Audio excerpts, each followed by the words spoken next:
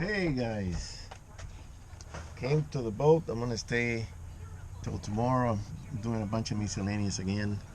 Also, finish up doing the gasket all the way around. That gasket, man, that quiets the engine a lot, and the door doesn't slam that hard when you drop it.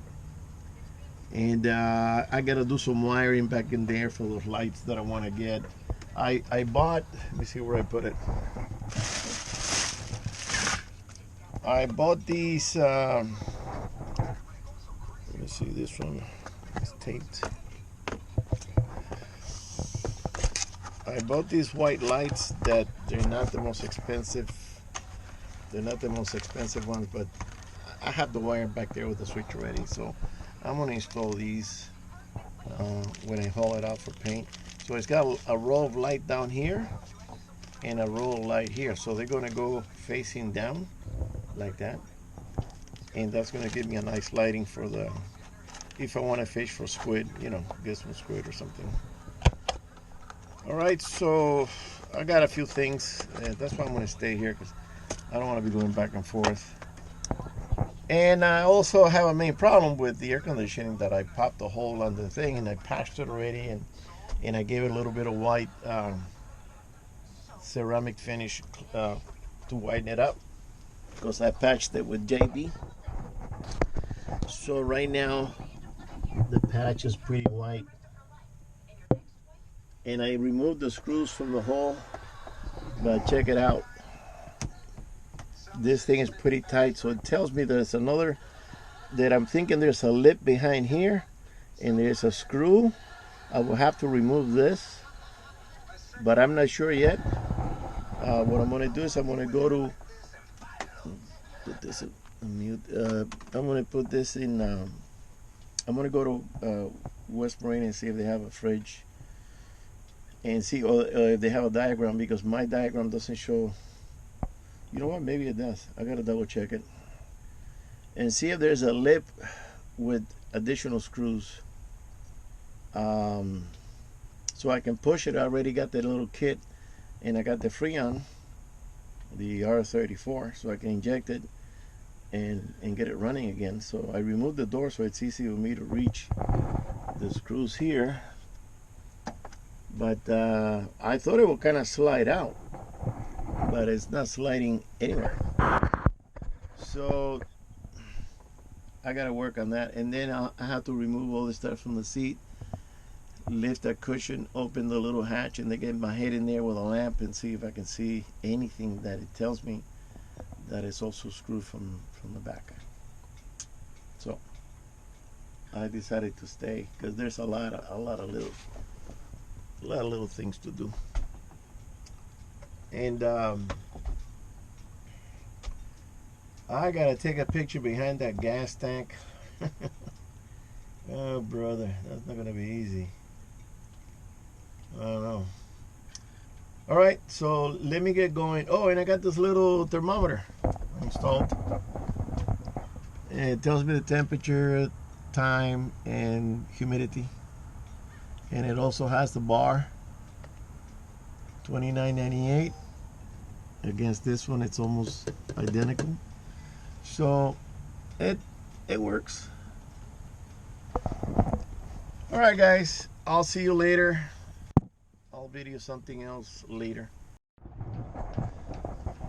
Okay, so finished putting all the gaskets. So let's see how it sounds with a complete gasket set. I should have done it before and after, but I don't have the before. But I know it was loud. All right, here we go. Whoa, big difference. Big difference. It wasn't slam, All right. Well, warming up the engines.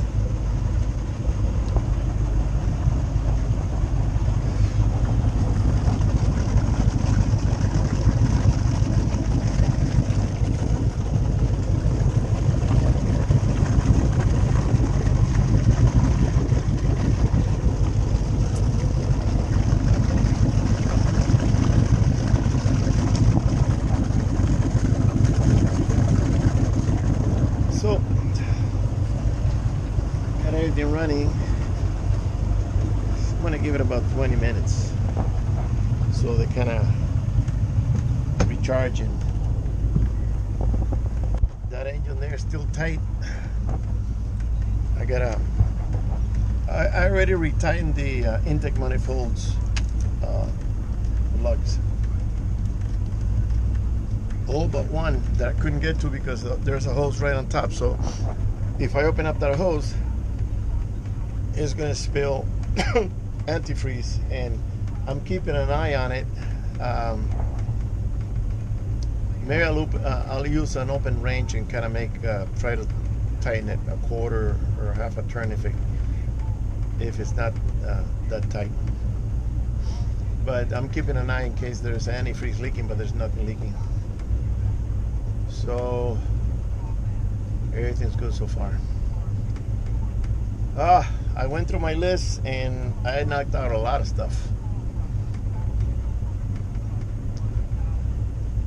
So now the thing with the fridge, I gotta get to the fridge, see what's going on with that.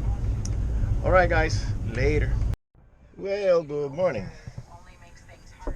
I got semi good news. All right, so I disconnected the door so I can get to the fridge. Door sitting over there, and this thing doesn't budge.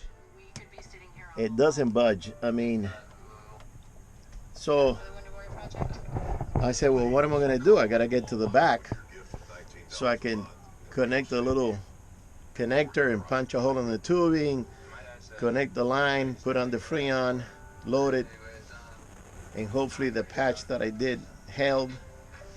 So I took everything off, all the cushions, everything. It's a mess up here. Put everything up here, tools, open up, there's a hatch there on the bench. And I looked in the back, and guess what? This is the good news. There is a feeding tube. There's a connector with a cap on it that I can connect the hose. It just inject the Freon. But guess what? I bought the Freon, but I forgot the hose. So I'm going to put it all back together and go home. I'm going to look into the tank again. I got a few things done yesterday. But this is good news because I didn't know what I was going to do with this thing. I said, is it bolted around the molding here? I hope not, because I have to destroy this molding to get at to it.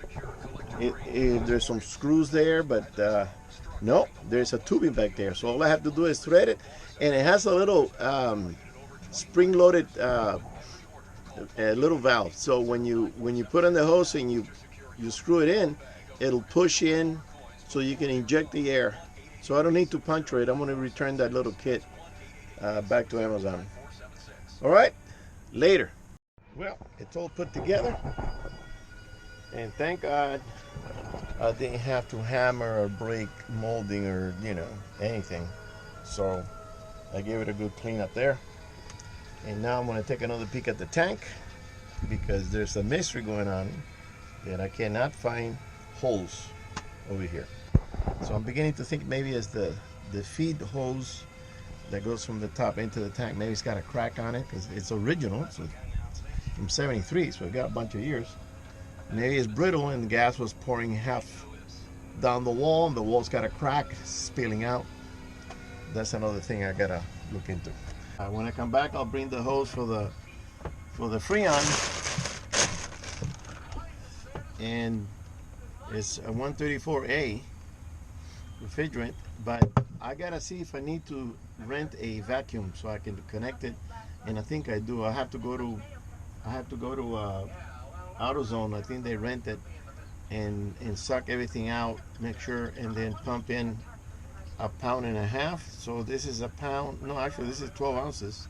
I got a little bit more at home. I got about half a can of the big one, so it'll take 2 of those, one and half of the other one, and then I can continue with the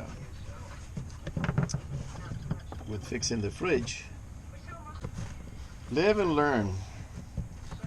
I know somebody that did the same thing. He punctured and he couldn't fix it. I don't know if he knew how to fix it. And he ended up buying one of those 110 volt little refrigerators. But he says when he leaves the dock, he can't use it because he doesn't have a generator.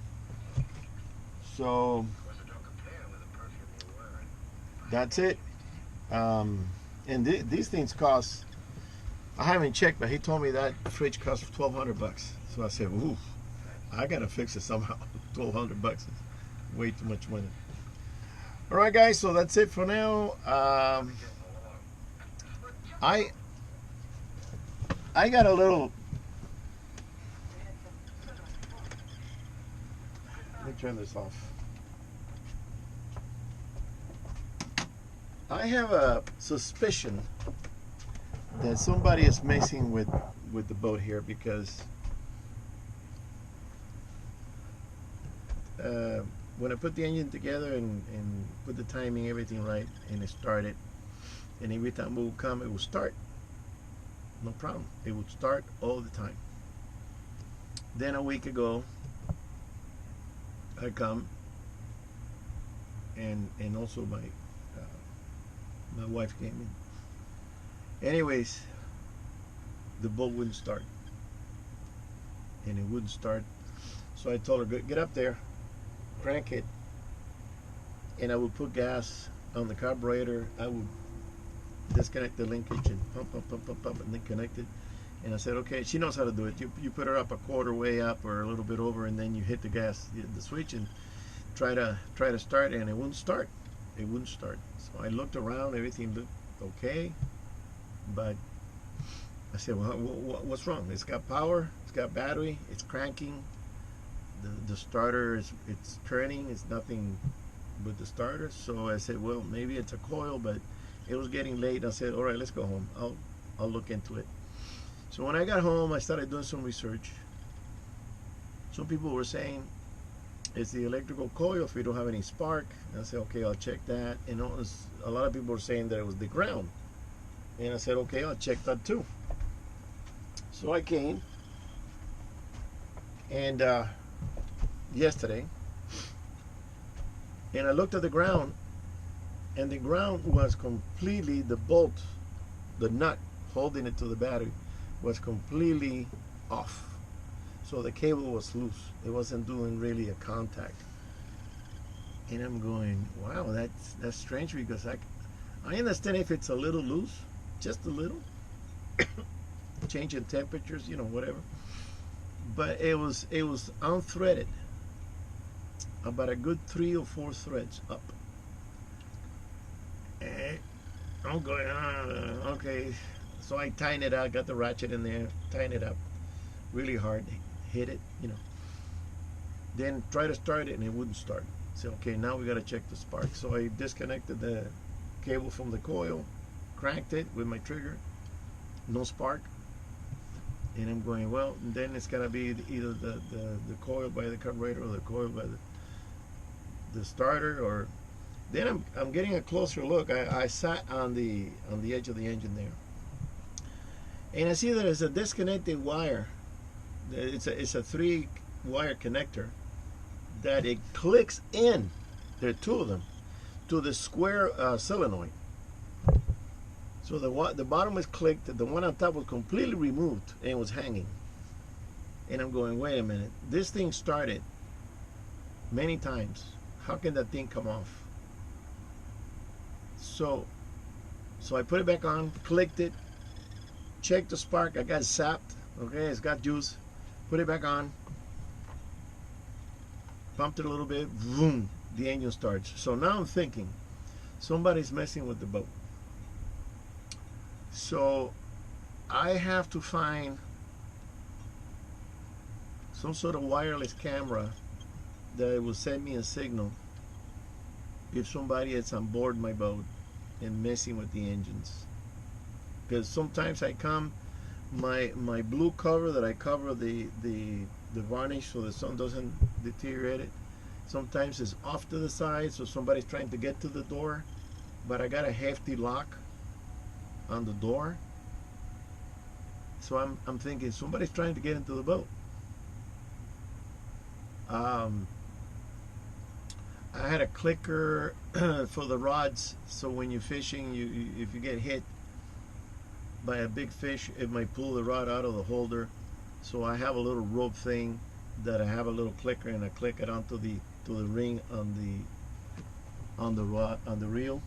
Click it here, you know, and that'll hold it in case it gets pulled by any chance. Well, that's gone. Somebody came and cut it, clean cut, with a knife. So somebody's messing around here with the boat. So I'm gonna get a camera, because this thing with the engine, you know, and then now my wife is thinking, oh, we'll be out in the ocean and the engine won't start, and she's getting all panicky. I said, no, it doesn't, you know, it doesn't just die like that. There has to be a reason, and that's the reason. Somebody came and disconnected the wire. Somebody's screwing with me here, and I don't like that. So I'm going to get a camera and set it up, so when somebody gets on board, it'll go off and take a picture and send me or a video. There's some that have videos, and send me a signal on my phone, and I can look at it and see who the hell is getting in here doing something. So yeah, all right guys, gotta let you go. I'll see you on the next one.